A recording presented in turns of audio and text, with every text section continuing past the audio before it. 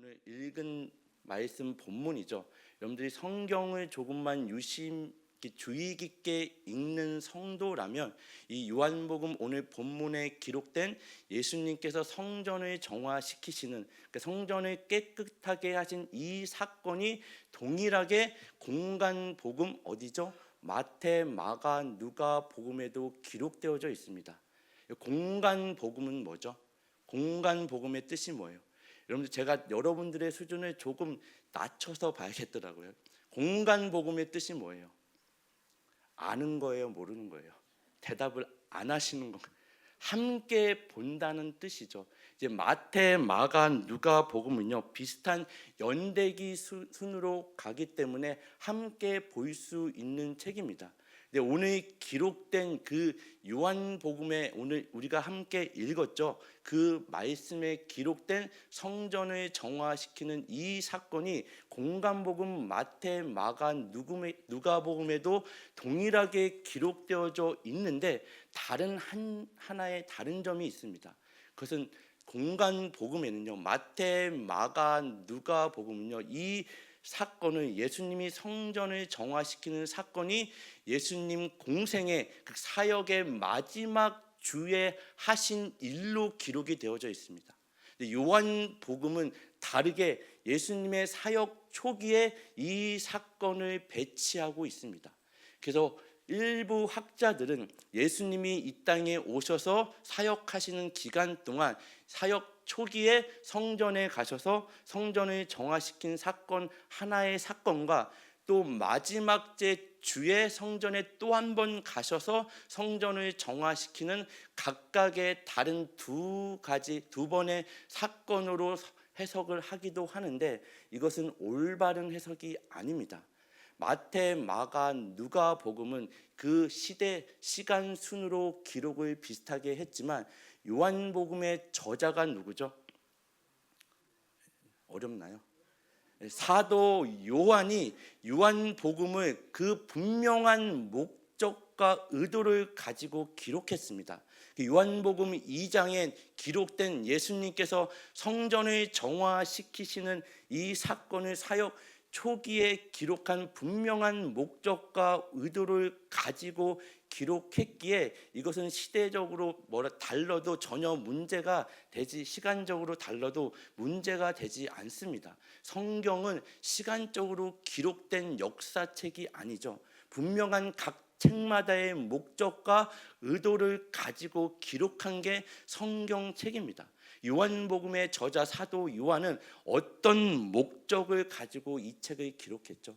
우리 지난 시간에 살펴본 갈릴리 가나 혼례 잔치에서 물을 변화시켜 포도주로 만든 사건으로 인해 예수님이 뭘 드러내시죠? 예수님의 정체성과 예수님이 이 땅에 오신 목적을 밝히 드러내십니다. 내가 누구인지, 내가 어떤 목적을 가지고 이 땅에 왔는지 동일하게 이 성전 정화 사건으로 인해서 예수님이 누구신지를 드러내는 겁니다. 사역을 시작하는 그 초기 단계에서 내가 이 일을 위해 왔다. 성전의 중심에 서서 내가 진정한 성전으로서, 정전의 주인으로서 그 정체성을 가지고 이 땅에 왔다입니다. 지난 시간에 갈릴리 가나 혼례 잔치의 그 첫 표적으로 인해 제자들이 뭐 했죠? 믿었습니다. 오늘 본문도 23절이죠. 22절이죠. 죽은 자 가운데서 살아나신 후에야 제자들이 이 말씀하신 것을 기억하고 성경과 예수께서 하신 말씀을 뭐 했다고요? 믿었다고요. 이 분명한 목적을 가지고 기록합니다. 요한복음이 기록한 목적이 뭐죠? 요한복음 20장 31절에 그 목적을 분명히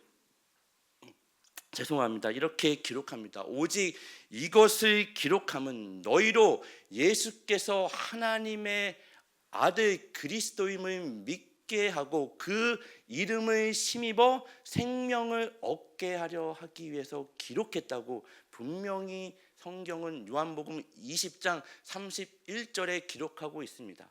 여러분, 오늘은 한 달의 마지막 주죠. 마지막 주는 뭐가 없죠? 말씀 자막이 없습니다. 여러분들이 성경을 직접 찾으셔야 돼요. 그래서 오늘은 성경을 직접 들고 와서 혹은 어플 앱을 통해서 성경을 직접 찾고 눈으로 보고 귀로 듣는 시간입니다. 그래서 매월 마지막 주는 말씀 자막을 주지 않습니다. 뭐 괜찮죠, 여러분? 너무 제가 여러분들을 이렇게 뭐랄까요, 오냐 하다 보니까 이게 말씀을 스스로 펼치는 능력이 없더라고요. 말씀을 스스로 읽어내는 힘이 없더라고요. 여러분들 말씀은 스스로 가지고 오시는 겁니다. 그리고 스스로 펴는 겁니다. 그 스스로 읽으셔야 돼요. 여러분 이 능력을 기르시기를 바랍니다. 그러기에 예수님께서 자신이 진짜 성전이고 성전의 주인임을 이렇게 요한복음 2장에 밝히 드러내시는 겁니다. 그래서 먼저 우리가 이 본문에 들어가기에 앞서서 성경의 역사에 기록된 그 성경에 기록된 성전에 대한 이해가 좀 필요합니다. 성경에 기록된 성전은 몇 번 건축됐죠? 몇 번이요? 뭐 모르시나요? 대답을 안 하실 거예요. 목사님 물어보지 마시고 혼자 하세요 하는 눈빛이 한 분 계세요. 여러분 저는 혼자 할 수 없습니다. 같이 해야죠. 여러분 이 시간 하나님의 말씀을 사모하고 정말 하나님을 사모해서 예배의 자리로 나오셨는데 그냥 가시면 안 되잖아요. 그렇죠? 그 성경에 기록된 성전은 3번 건축됩니다. 솔로몬의 성전이 있고 스룹바벨의 성전이 있고 헤롯 성전이 있습니다.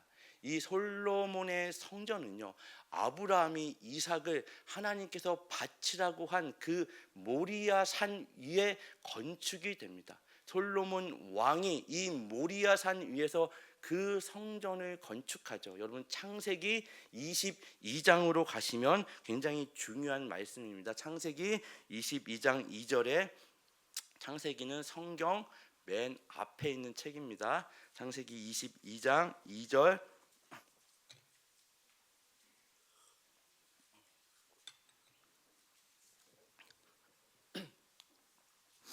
같이 한번 읽겠습니다. 여호와께서 창세기 22장 2절 시작. 여호와께서 이르시되 내 아들 내 사랑하는 독자 이삭을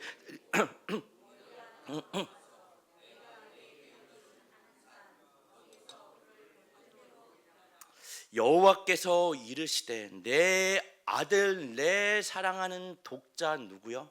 이삭입니다. 그럼 내 사랑하는 아들 내 독자 하면 떠오르는 분이 계시나요? 여러분 이 말씀을 잘 염두에 두고 설교를 계속 들으시기를 바랍니다. 내 사랑하는 아들 내 독자입니다. 이 모리아 산에서 솔로몬의 성전이 세워지는 거죠.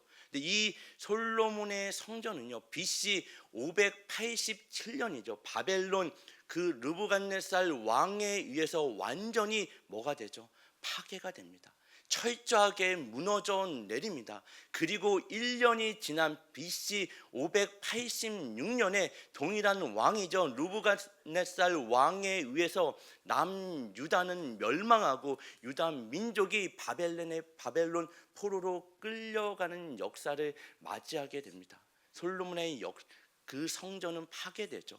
그리고 BC 538년에 그 바벨론으로부터 제1차 기환을 합니다. 이제 유대 땅에 그 유대 민족이 1차 기환을 하는데 거기를 이끄는 인물 유대의 총독이 누구냐면 스룹바벨이죠. 이 스룹바벨은 다윗 가문의 직계 자손입니다.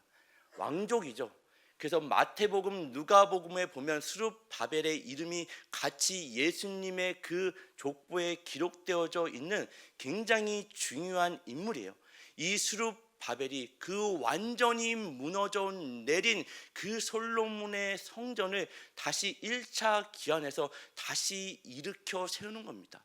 수많은 위협과 어려움 가운데 그 당시의 선지자 학개 스가랴를 통해 하나님이 주신 말씀을 의지해서 그의 힘과 능력이 아닌 이 말씀으로 완전히 무너져 내린 하나님의 성전을 다시금 재건하는 게 스룹바벨 성전입니다. 당연히 그 솔로몬의 성전보다는 더 규모도 작죠. 화려하지도 않습니다. 이 당시의 선지자 스가랴, 학개 동시대에 활동했던 선지자입니다. 스가랴 4장으로 가시면 6절 말씀에 이런 말씀을 하십니다. 제가 읽겠습니다. 그가 내게 대답하여 이르되 여호와께서 스룹바벨에게 하신 말씀이 이러하니라. 만군의 여호와께서 말씀하시되 이는 힘으로 되지 아니하며 능력으로 되지 아니하고 오직 나의 영으로 되느니라. 나의 영이 누구죠? 하나님의 영, 성령으로 됩니다. 너의 힘으로 너의 능력으로 되는 것이 아니라 하나님의 영, 하나님의 능력으로 세운다는 거죠. 내 사랑하는 아들, 내 독자 누구예요? 이 말씀, 내 영, 이것을 두 가지를 염두하고 여러분 설교를 계속 들어주시기를 바랍니다. 이 스룹바벨의 성전이죠. 그리고 마지막 성전은 어떤 성전이죠? 예수님 당시 예루살렘 성전에 있는 지금 예수님이 서 있는 성전, 헤롯 성전입니다. 이 성전은요, 분봉왕 헤롯이, 이제 헤롯은요 전통 유대인 출신이 아니라 그 야곱의 쌍둥이 형 누구죠? 누구예요? 에서죠. 자신 있게 하지 마시고 자신 있게 입을 벌려 말씀하시면 됩니다. 그 에서의 혈통입니다. 따라서 그 유대인들이 그 분봉왕 헤롯을 인정하지 않아요. 무시합니다. 그 유대 땅의 왕으로서의 직책을 감당해야 되는데 그 유대 민족이 얼마나 까다로워요. 그 율법과 그 모든 것들에, 그래서 그 헤롯 왕이 유대인들의 환심을 사기 위해서 46년이라는 시간 동안 이 스룹바벨의 성전을 뭐한 거죠? 확장하고 재건축한 겁니다. 우리식으로. 그래서 이 세 개의 성전 중에 가장 화려하고 웅장한 성전이 헤롯 성전이죠. 그래서 제자들도 예수님 앞에, 예수님 이 성전을 보십시오. 예수님이 뭐라고 말씀하세요? 돌 위에 돌 하나도 남아있지 않을 거야. 그들이 자랑으로 여기며 그들의 신념으로 여기며 그들이 집착하는, 어쩌면 그들의 삶의 중심에 있는 이 헤롯 성전을 그들은 날마다 그들의 화려함과 그 웅장함을 자랑하지만 예수님은 돌 위에 돌 하나도 남아있지 않을 거라고 말씀하시고, 오늘 본문에 예수님이 이 헤롯 성전의 중심에서 그 헤롯 성전을 뭐 하시는 거죠? 정화하시는 겁니다.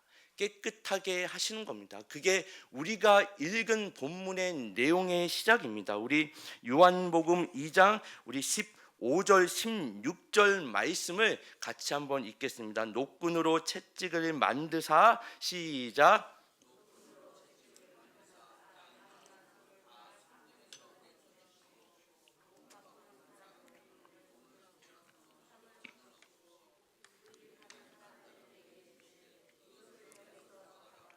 내 아버지의 집으로 장사하는 집을 만들지 말라 하시니, 노끈으로 채찍을 만드실 만큼 미리 예수님은 미리 준비를 하셨죠. 이 거룩한 분노로 성전을 엎으십니다.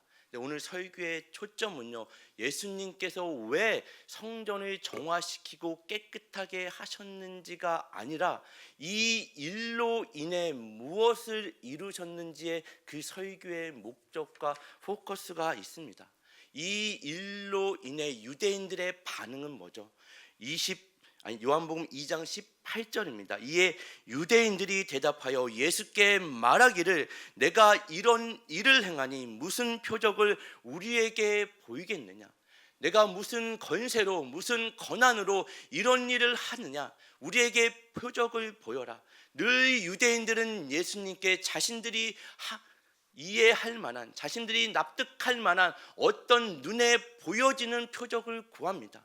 예수님의 대답은 늘 언제나 무엇이죠? 여러분 마태복음 16장 4절로 가시면 악하고 음란한 세대가 표적을 구하나 요나의 표적밖에는 보여줄 표적이 없느니라 하시고 그들을 떠나가시니라. 악하고 음란한 세대가 뭘 구한다고요? 늘 표적을 구합니다. 어떤 표적을 구하죠? 그들의 눈에 보여지게 이해가 될 만하고 납득이 될 만한, 그들이 기대하는 어떤 표적을 날마다 예수님께 나와 표적을 보이기를 간청하는 겁니다. 아니, 요구하는 겁니다. 표적을 보여라. 예수님의 대답은 뭐예요? 악하고 음란한 세대가 표적을 구하나 요나의 표적밖에는 너희에게 보여줄 표적이 없다. 그리고 그들을 떠나가시죠. 여러분, 요나의 표적이 뭐라 그랬죠? 지난 고난주간 한 주간 우리는 이 표적에 대해서 함께 나눴습니다. 하나님의 말씀이 임하는 것이 뭐라고요? 이 시대나 요나의 시대나 예수님 당시나 가장 인생의 큰 축복인 줄 믿으시길 바랍니다. 신약 시대를 살고 있는 우리에게는 그 분명히 밝히 보이는 말씀 되시는 예수 그리스도가 임했죠. 말씀이 육신이 되어 우리 가운데 거하심에 우리가 그의 영광을 보니 아버지의 독생자의 영광이요 은혜와 진리가 충만하더라. 밝히 보였습니다. 이 말씀이 임한 겁니다. 요나에게도 아미떼의 아들 요나에게 뭐가 임하죠? 하나님의 말씀이 임합니다. 축복이죠. 분명히 뭘 해야 되는 사명이 주어졌습니다. 말씀이 있는 자는 뭐 한다고 그랬죠? 무기력할 수 없습니다. 그 자리에 주저앉아 있을 수 없죠. 너는 일어나 저 큰 성읍 니느웨로 가서 그것을 향하여 외치라. 일어나라고 말씀하시죠. 가라고 말씀하시죠. 전하라고 말씀하시죠. 하나님의 말씀이 있는 자들은 주저앉아 있을 수 없습니다. 예수를 만나고 그 말씀이 주어진 자들은 이 예수를 전하지 않고는 견딜 수 없는 겁니다. 이 말씀이 임했음에도 불구하고 요나는 이 말씀에 순종하지 않아요. 여호와의 낯을 피해 말씀에 순종하지 않고 니느웨로 가라고 했음에도 분명히 하나님이 말씀했죠. 다시스로 가는 배를 타기 위해 요바로 내려갑니다. 내려갔더니 마침 다시스로 가는 배가 있죠. 여러분, 하나님의 말씀대로 살지 않는데 여러분의 일이 잘 풀린다. 여러분, 조심하십시오. 점검하십시오. 내가 정말 하나님의 말씀대로 살아가고 있는지. 일이 잘 풀리는 것이 하나님의 말씀대로 사는 증거가 아닙니다. 다시스로 가는 배를 타기 위해 내려갔더니 마침 다시스로 가는 배를 만나죠. 그 당시에는 배 시간이 정해져 있지도 않아요. 언제 배가 올지도 모르죠. 근데 마침 그 배를 타고 갔더니 어디까지 내려갔죠? 욥바로 내려가고 배 밑으로 내려가고 바다 깊숙이 물속으로 내려가고 그 빛이 없는 사망과 어둠밖에는 없는 멸망의 자리 큰 물고기 뱃속으로 들어갑니다. 이게 요나의 표적이죠. 거기를 누가 따라 들어오신다고요? 예수 그리스도가 따라 들어오는 겁니다. 스스로는 그 죽음의 자리, 멸망의 자리, 어둠에서 나올 수 없는 우리를 위해서 예수 그리스도가 우리 인생 깊숙이 따라 들어오셔서 그 사망과 죽음을 부활 생명으로 뒤집는 것, 이게 요나의 표적입니다. 예수님이 이 표적을 이야기하시는 거예요. 갈릴리 가나에서 혼례 잔치에서 결혼식에서 물을 변화시켜 포도주로 만드신 그 첫 표적은 그걸 가지고 열광하고 박수치고 이분을 왕으로 모시자가 아니라 이분이 어떤 정체성을 가지고 어떤 목적을 가지고 이 땅에 왔는지, 내가 무엇 때문에 어떤 길을 가는지 바라입니다. 십자가의 길을 가시죠. 십자가에 달려 죽으시죠. 그 죽음과 사망이 예수를 붙잡아 놓을 수 없죠. 그 죽음과 사망을 이기시고 부활 생명을 우리에게 주시는 그 모든 표적은 이걸 가리키는 겁니다. 요한복음에 기록된 7가지의 표적, 이 예수 그리스도를 가리키는 거죠. 성전의 중심에서 성전을 깨끗게 하시면 내가 참된 성전의 주인이다, 아니 내가 진정한 성전이다, 이렇게 선언하시는 겁니다. 이것이 요한복음 2장 19절 20절 말씀이에요. 예수께서 대답하여 이르시되 너희가 이 성전을 헐라 내가 사흘 동안에 일으키리라. 유대인들이 이르되 이 성전을 46년 동안에 지었거늘 내가 3일 동안에 일으키겠느냐 하더라. 유대인들이 46년 동안 지어온 눈에 보이고 거대하고 화려한 헤롯 성전을 뭐하는 거죠? 늘 자랑합니다. 집착합니다. 그 중심에서 예수님이 이 선언을 하는 겁니다. 너희가 이 성전을 헐라. 이들이 이 성전을 헐었죠. 예수 그리스도를 십자가에 헐었습니다. 내어 버렸습니다. 예수님이 이 성전을 다시 3일 만에 뭐 하시는 거죠? 새 성전으로 일으키는 거. 이게 요한복음에 기록된 예수님이 성전을 정화시키는, 깨끗하게 하시는 사건입니다. 말씀대로 죽으시고 살아나는 사건. 너희가 이 성전을 헐어라. 유대인들은, 우리는 그 예수를 헐었죠. 십자가에 헐었습니다. 하지만 하나님은 그 예수를 3일 만에 일으키십니다. 이게 요한복음 2장에 기록된 말씀이죠. 요한복음 2장 21절 계속해서 22절에 그러나 예수는 성전된 자기 육체를 가리켜 말씀하신 것이다. 죽은 자 가운데서 살아나신 후에야 제자들이 이 말씀하신 것을 기억하고 성경과 예수께서 하신 말씀을 믿었더라. 부활하신 후에야 그 제자들이 믿었대요. 여러분, 그러면 이 솔로몬의 성전, 그리고 스룹바벨의 성전, 화려하고 가장 웅장한 헤롯 성전은 지금 어디 있나요? 지금 존재하나요? 여러분, 예루살렘 성전에 있던 그 자리에 지금 뭐가 있죠? 이슬람 사원이 있죠. 둠 오브 더 락이라고 그 황급빛 둠으로 된 이슬람 사원이 있습니다. 그 서쪽에 그 예루살렘 헤롯 성전의 외곽 벽이 조금 남아 있어요. 유대인들이 통곡의 벽이라 그러죠. 거기를 사모하고 기도합니다. 돌 위에 돌 하나도 남아 있지 않습니다. 여러분, 창세기 22장 1절 2절로 가시면 우리 아까 함께 봤던 말씀이죠. 굉장히 중요한 말씀이니까 함께 찾겠습니다. 창세기 22장 1절 2절 말씀입니다. 창세기 22장 1절 2절 말씀, 그 일 후에 우리 한번 같이 읽도록 하겠습니다. 창세기 22장 1절 2절입니다. 시작.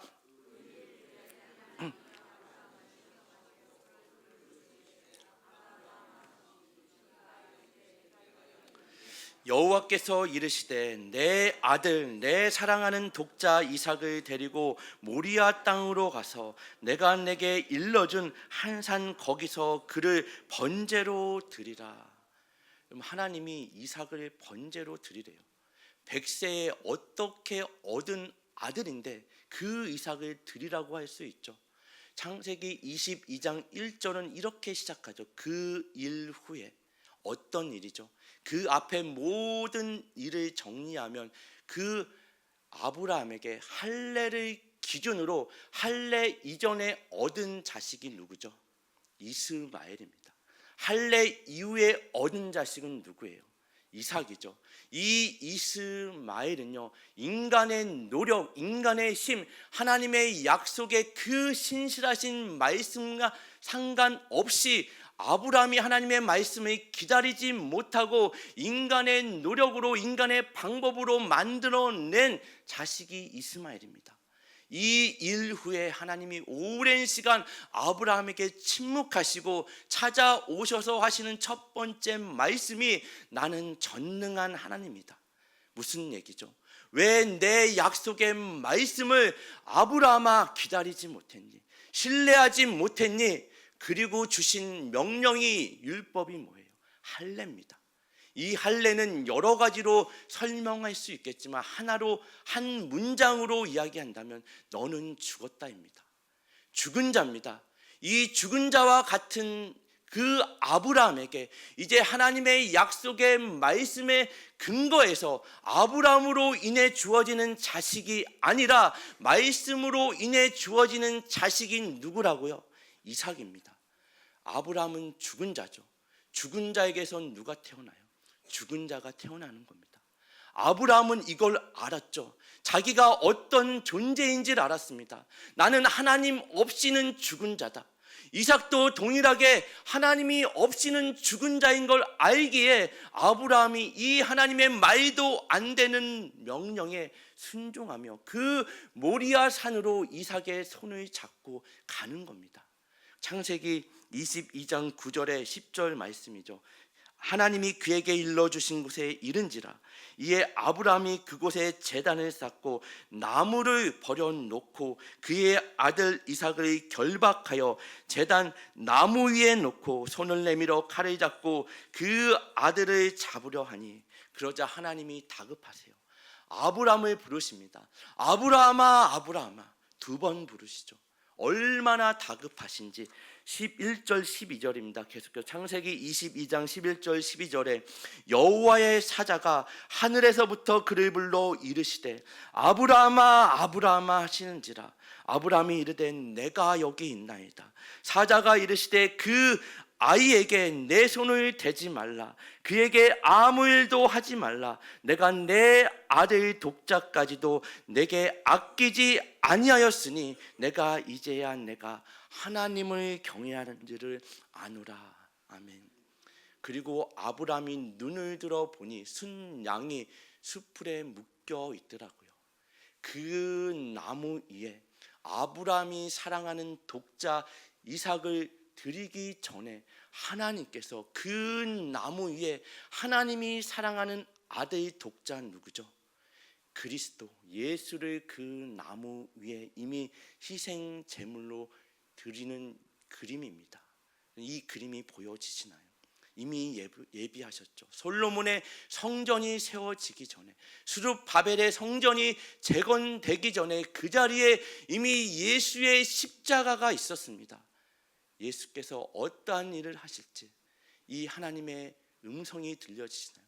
내 사랑하는 아들 독자 이삭까지도 나를 위하여 아끼지 아니하니 내가 얼마나 나를 경외하는지 이제야 내가 알겠다. 이 음성 앞에 우리는 마땅히 드려야 될 하나님 앞에 반응은요, 하나님이 사랑하는 독자 예수 그리스도를 그 나무 위에 내어주시니 이제야 내가 하나님이 나를 얼마나 사랑하시는지 알겠습니다. 이 고백이죠. 그러니 그 십자가를 바라볼 때마다 내가 어떤 존재인지를 아는 겁니다.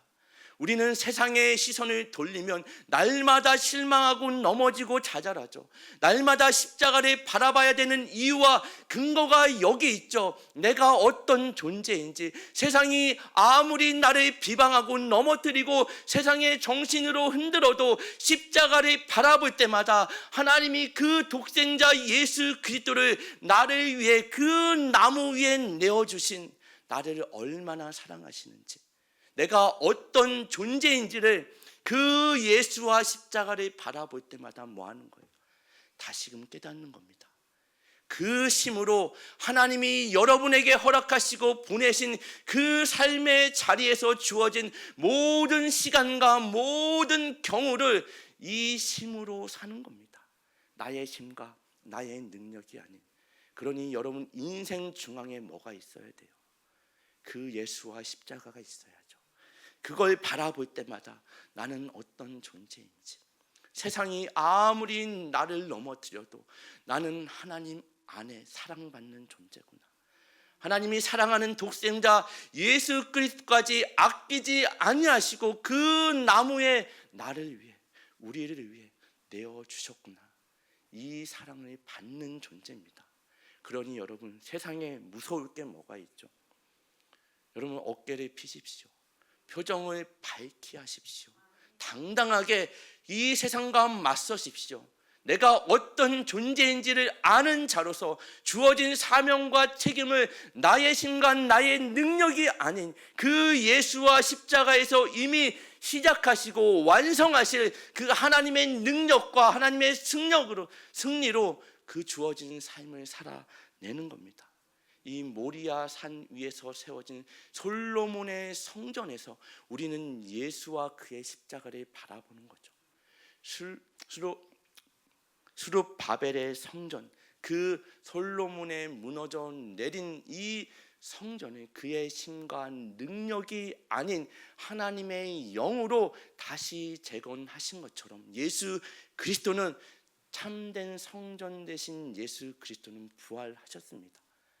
이 성전의 모든 역사는 누구를 가리키고 있어요? 정확하게 얘기하면 예수와 그의 십자가를 가리키고 있습니다. 헤롯 성전은요, 이 지성소와 성소를 가로막고 있는 휘장이죠. 사람의 힘으로는 잡아 찢을 수 없는 이 휘장이 예수 그리스도가 십자가에 달리실 때 다 이루었다 할 때에 그 위에서부터 아래로 찢어집니다.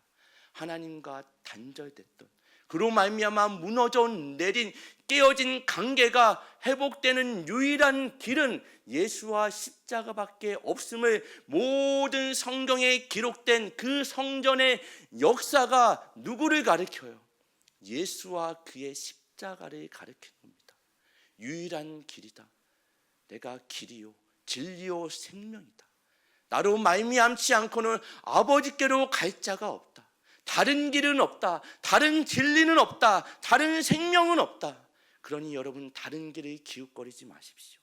다른 길은 없습니다. 다른 진리가 있나요? 다른 생명이 있나요? 예수 밖에는 없는 줄 믿으시기를 바랍니다. 오직 길이요 진리요 생명이 되신 이 예수 그리스도로 말미암아 깨어지고 무너져 내린, 그로 말미암아 하나님과는 상관없이 살아가는 인생들, 그 끝이 사망과 멸망이 정해진 인생들을 위해서 내가 참된 성전으로 이 땅에 왔다입니다. 나를 헐어라. 그 성전을 헐어라. 내가 사흘 만에 일으키리라. 솔로몬의 화려한 성전도, 수룹바벨의 눈물 어린 성전도, 헤롯의 웅장하고 거대한 성전도 다 무너져 내렸습니다. 돌 위에 돌 하나도 남아있지 않았죠. 사람들은, 아니 우리는 그 버려진 돌을 십자가에 버렸습니다. 버려진 돌을 하나님은 모퉁이 돌을 머릿돌로 삼으셔서 우리의 구원에 이르는 유일한 길을 만드시는 겁니다. 사도행전은 이것을 이렇게 증언합니다. 우리 사도행전 4장 11절 12절 말씀입니다. 사도행전 4장 우리 11절 12절, 요한복음 다음에 사도행전이 있습니다. 사도행전 4장 우리 11절 12절 말씀을 한번 같이 읽겠습니다. 이 예수는, 시작,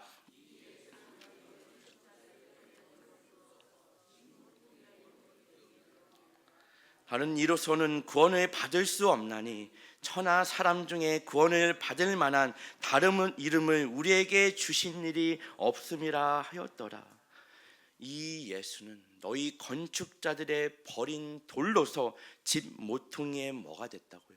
머릿돌이 되었대요. 다른 이로서는 구원을 받을 수 없나니 천하 사람 중에 구원을 받을 만한 다른 이름을 우리에게 주신 역사가 일이 없습니다. 이 예수 그리스도입니다. 이 결론의 말씀을 여러분 마음에 새기고 보내신 삶의 자리로 나가 세상에 힘이 난 능력이 아닌 오직 우리 인생의 머릿돌 대신 예수 그리스도만을 의지할 때 성전 대신 예수 안에서 결코 무너지지 않는 인생이 되는 줄 믿으시고 담대히 저 문을 열고 세상에 나가십시오.